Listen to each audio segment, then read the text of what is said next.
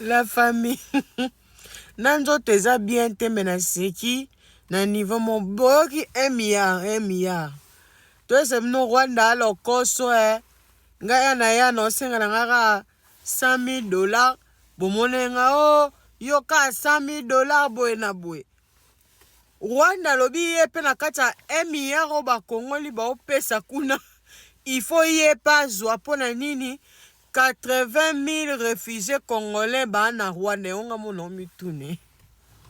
Yango Rwanda bwana kindoki ba politicien rwandais nani kombone nani na kokotanga communauté bolimbisa ministre na bango ya affaires étrangères aleki na TV5 alobi na 1 milliard na bango pe il faut bazala na kati président oza na Caire Air ota mososo zongi kini ngai naza kotingama na 100,000 kaka botindela koto président nzoto eza bien te biso ape na poto moyen te sikoyo soki Rwanda aza kosenga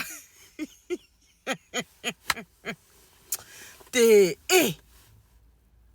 Rwanda lobi il faut ye pe batie na kati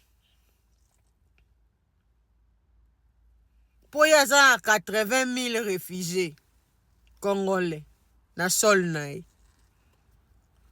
po esunga bango mabuka na daya yaya mamba mbongo Félix akati ye mamba mbongo azwaka esu bado ebele te siko amoni mbongo ebimi boye bango bazanga babi bango pe fo batia bango soki pe kopesa bango toyebi te soki bakopesa bango to Félix akopesa bango ata 10 francs to kopesa bango to ta non ndenge nini boyoka makambo ministre yango aza koloba ministre asila soni bolanda nani. Cette réunion, de quelle manière la percevez-vous? Est-ce une initiative positive?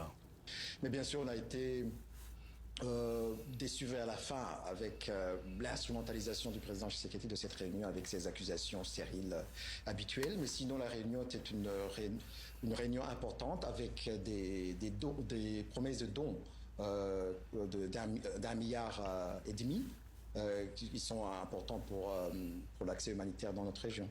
Alors les 1,5 million d'euros annoncés hier par le président français seront-ils fléchés vers des priorités définies avec les pays de la région? Puisqu'on est aussi affecté par cette crise. Par exemple, chez nous au Rwanda, on a plus de 80 000 réfugiés congolais. Et ce qui disons, nous fait problème, c'est que bien que 5 000 réfugiés rwandais à l'est de la RDC sont retournés au Rwanda depuis janvier, le gouvernement congolais ne semble pas être prêt à recevoir les 80 000 réfugiés congolais au Rwanda. C'est un obstacle selon vous? C'est un obstacle puisqu'ils doutent de leur nationalité. Ils disent qu'ils ne sont pas sûrs que ce soit de véritables Congolais. C'est la théorie du grand remplacement du président Tshisekedi qui fait qu'il estime qu'on remplace des populations autochtones à l'est de la RDC par des populations étrangères, ce qui est évidemment faux.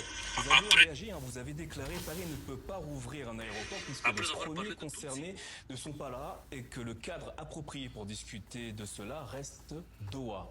Pouvez-vous clarifier votre position à ce sujet? En écoutant le président Macron hier à la clôture de cette conférence, il a demandé à ce que le Qatar, qui est le médiateur à Doha, travaille sur les conditions de la réouverture de l'aéroport de Goma. Et même le ministre Jean-Noël Barrot, le ministre des Affaires étrangères français, lors de la conférence de presse à l'issue de la conférence, lorsqu'on lui a posé la question, il a dit que cette question va être négociée et se régler à Goma. Donc c'est le cadre approprié puisque c'est là qu'est les M23, la FC M23 qui est assis à la même table que le gouvernement congolais.